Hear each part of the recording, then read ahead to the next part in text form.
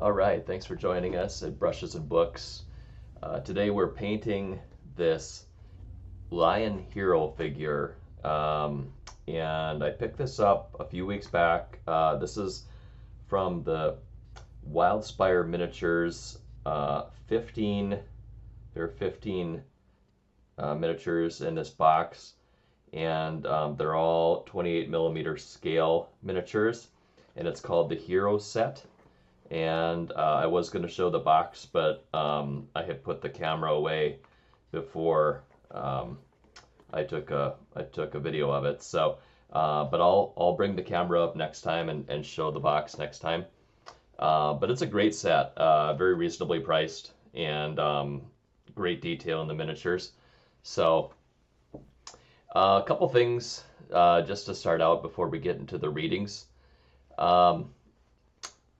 So working with different types of lighting as I'm painting this miniature, and you'll notice this throughout the video, I start out with a very bright overhead type of light. I think it's one that I picked up at Lowe's or Home Depot, and it just has a daylight bulb. And after using that throughout the section where I'm priming the miniature, it just appeared to be way too bright. And so once I switch to actually applying the paint, I'm just using a regular desk ring lamp that seems to really be much more appealing to the eye and also easier to see the details, less reflection. And then one more change I've also made, I believe this was in the second segment, was I started using the light on top of my lamp that I use for my headlamp. And I noticed that with that, it creates sort of a shifting of shadows and light, with the light pointing towards the miniature and away from the miniature as I move my head. And so I turned that off for the last third of the video, probably. And so really starting to fine tune the lighting portion of making these videos. The other thing that I've been experimenting with is the focus on the camera, and it's just a basic Canon, I believe it's the 80D DSLR camera that I've been using, and it's an interesting subject to video, these miniatures, because there is so much detail involved, and so kind of looking at, is it better to be closer to the miniature and then just adjusting the focus on the camera, or keeping the camera a little bit further away? And so experimenting a little bit with just the focus and the distance, and at the end of the day I may have to get, I believe they're called a macro lens, just for getting that close-up detail to make it a little bit better. But for the time being, this seems to work. And I was thinking about this the other day after I had painted this miniature, was I'm really learning two things at the same time. I'm learning the actual painting process, which I have been learning some really cool things around that lately, but also the video making process as it relates to YouTube. And that's a whole nother subject in and of itself. I do plan on, once this video is complete and edited, I plan on making a short for the first time just of this footage. And so we'll see how that turns out. But they say that the shorts actually can help with audience reach. And so excited to give that a try. So a few things that I applied in painting this miniature, this lion hero guy, who apparently does not have a name, so this was the first time I've really used the dry brushing technique, and you'll notice that a little bit later with the mane, where the base coat on the mane was orange, and then what I intended to do was hit just the tips of the mane with more of a red. And so, the techniques that I've been learning around dry brushing is use a little bit of a wider brush, and then don't dip it too much into the paint, just a little bit of the paint, and then just really high level, like painting over the raised areas. Well, I would say, I think this miniature actually turned out pretty good overall, but I would say that I probably need to adjust how I do that because it got a bit too red for my liking. Um, but lessons learned. So that was a good thing. The other thing that was unique about this one for me anyway, and bear in mind this is just my fourth miniature, is that I'm using this smaller handle for the first time. And I picked this up. This is a Citadel handle. And if you had watched one of my previous videos, I spoke about a new handle I had gotten. Well, the one I had gotten prior to this one was actually for larger miniatures. And so it made it, well, it just didn't fit this size of base. And so I said, you know what? I mean, I'm investing some time and effort into this hobby, so I might as well get the right handle for the job. And I really liked it. I thought it did a great job. It's much better than the wood block I was using. Although, so this is interesting, is that if you can see how the handle locks down in around the base, um, when you want to go and prime and paint your base, it's a little bit tougher to get in there than with the wood block. And so, you don't want to, like, when the paint's drying, release the base and lift up the miniature and try to do it that way, because you're gonna obscure your paint job until it dries. I mean, of course you can wait till it's dried, but for me it seems to kind of affect the flow. And so I think what I'm going to do next time is use that same old wood block that I used in my, I think, probably first or second videos, and just put the ticky-tacky tape stuff on there, and then prime the base first and get that done very nicely. And then once that's dried, transition it to the handle for the remainder of the miniature. What else did I learn on this? There was a concept I was reading about. I did not actually apply it in this case, but so say you use a darker shade as your initial shade. So like you'll see on the front of this lion guy, I thought, well, what if I use more of a darker blue to start and then a lighter blue to catch the higher areas after that? And I felt I didn't really know enough about it to invest a ton of time into it this time. I likely will look into that further in the future. But there's just so many things to learn in this hobby. I'm finding out, and I don't want to get overwhelmed with trying to implement so many different things at once. So anyway, I figured for this particular painting, I would just concentrate on the dry brushing and get a better sense of that, and see how it turned out. And then I will say towards the end, I use that strong tone as the wash, and I do like the tone because it does bring out the details of the miniature better. With that, we'll pause for a few moments, and then we'll get into the readings and commentaries for this episode.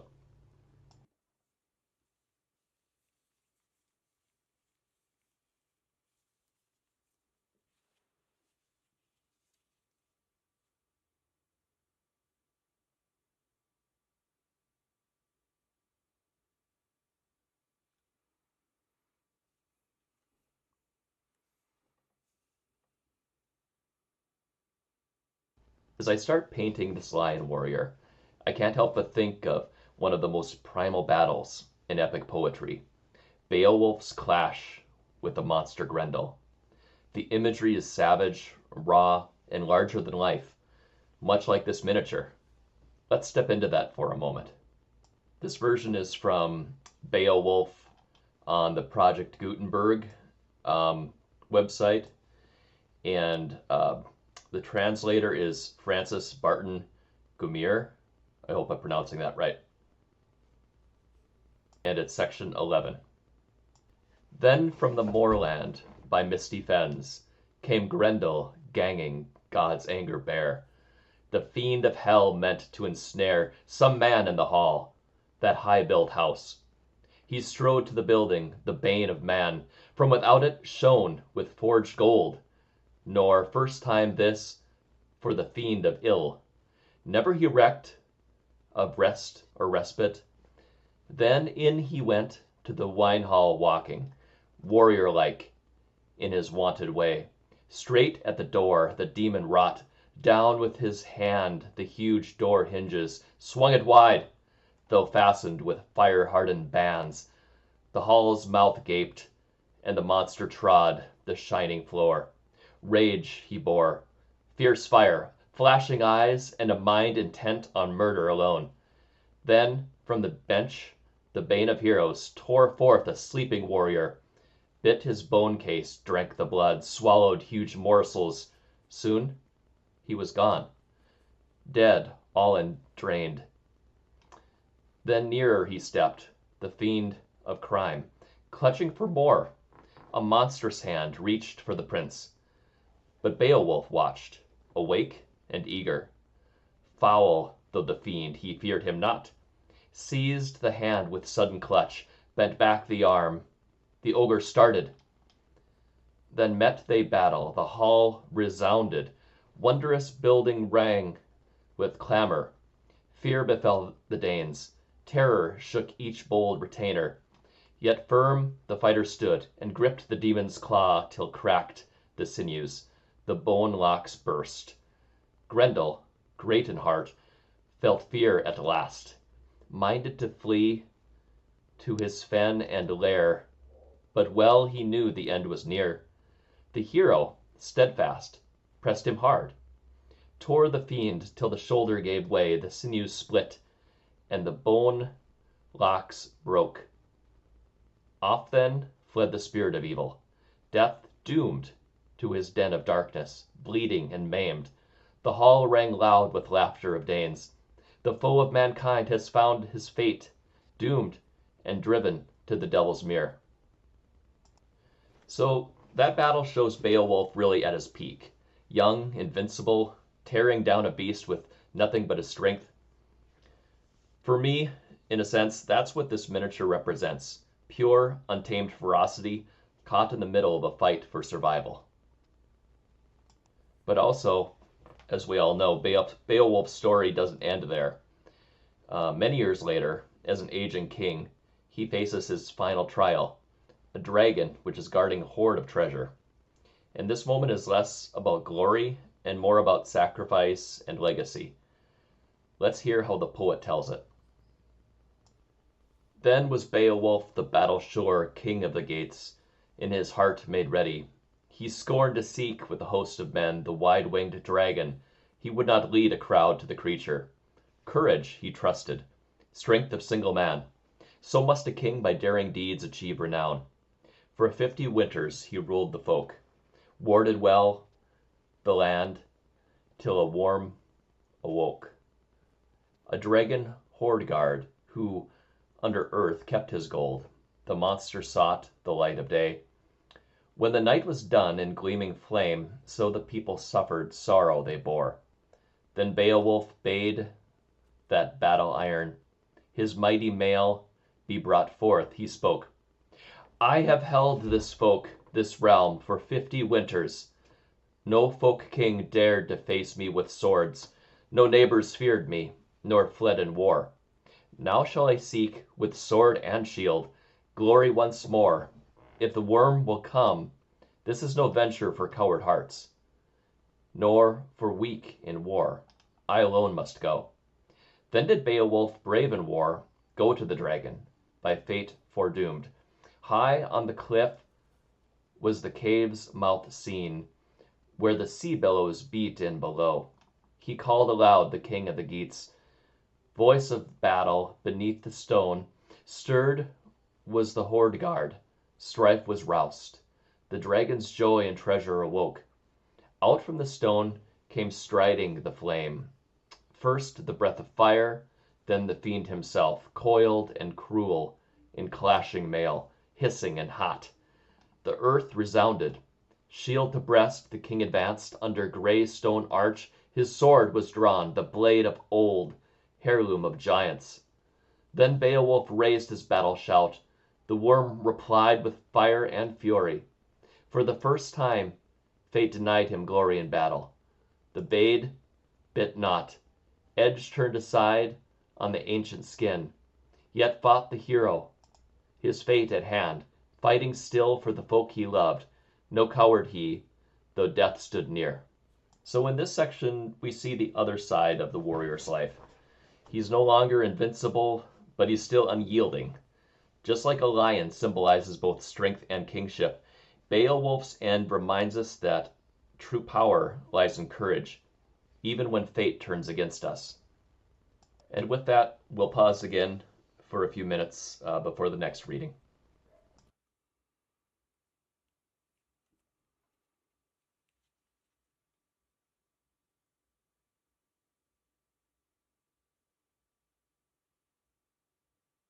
So now let's shift gears a little bit from the northern epics to the battlefields of ancient Greece. In the Iliad, Homer describes warriors not just as men, but as lions, fierce, unstoppable forces of nature. The passage I'm about to read comes from Book 5, sometimes called the Aristeia of Diomedes. With the goddess Athena at his side, the Greek hero Diomedes is granted superhuman strength and courage. He charges into battle like a lion among the herd, cutting down Trojans, even daring to strike at the gods themselves. And as I paint this lion warrior, listen to how Homer's words transform a mortal fighter into something much larger than life, a living symbol of courage, fury, and divine power. And this text is from the Internet Classics Archive. I will link to this in the video description. I also did that with the section, earlier section from Beowulf that we read. So, starting on Book 5. Then Pallas Minerva put valor into the heart of Diomed, son of Tydeus, that he might excel all the other Argives and cover himself with glory. She made a stream of fire flare from his shield and helmet, like the star that shines most brilliantly in summer after its bath in the waters of Oceanus. Even such a fire did she kindle upon his head and shoulders as she bade him speed into the thickest hurly-burly of the fight. Now there was a certain rich and honorable man among the Trojans, priest of Vulcan, and his name was Dares. He had 2 sons, Phaeacius and Idaeus, both of them skilled in all the arts of war. These 2 came forward from the main body of Trojans and set upon Diomed, he being on foot, while they fought from their chariot. When they were close up to one another, Phaeacius took aim first, but his spear went over Diomed's left shoulder without hitting him.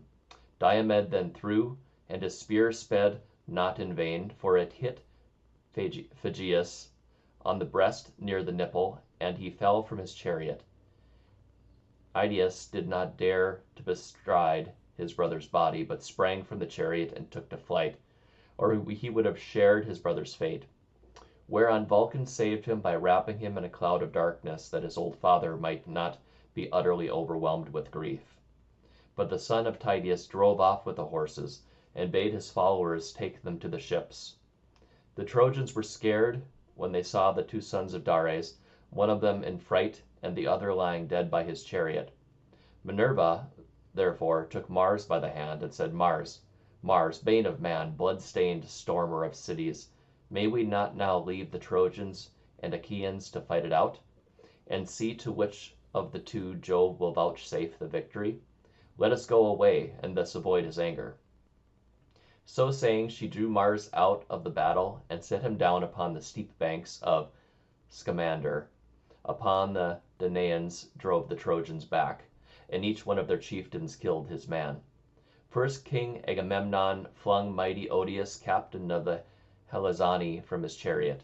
The spear of Agamemnon caught him on the broad of his back, just as he was turning in flight. It struck him between the shoulders and went right through his chest, and his armor rang rattling round him as he fell heavily to the ground. And I do want to share that the translator of this version of the Iliad was Samuel Butler.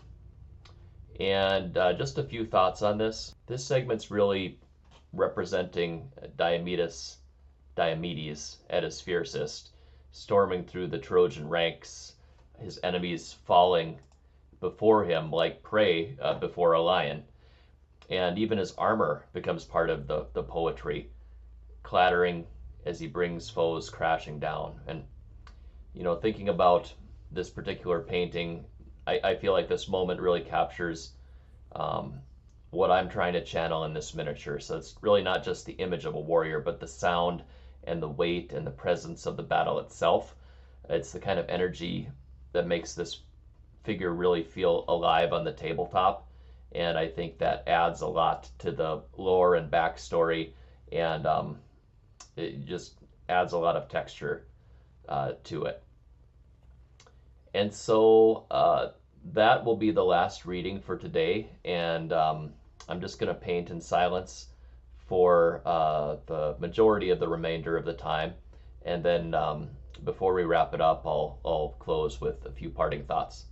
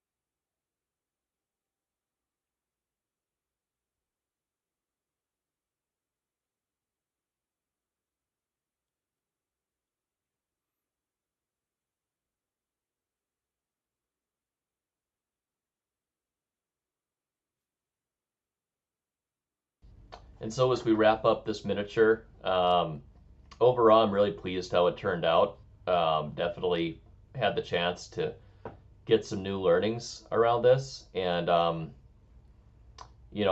really like this hobby because it's easy just to pick up, and you want to, after work, you want to paint a miniature and kind of relax and listen to some music or something, just kind of chill out. I think that's a nice way to wind down after a long day. And yeah, really appreciate you watching. If you have ideas about other types of miniatures you'd like to see painted, or other readings that you'd like me to do, and just any thoughts that you might have, feel free to share. I'd love to hear from you. And so with that, thanks again.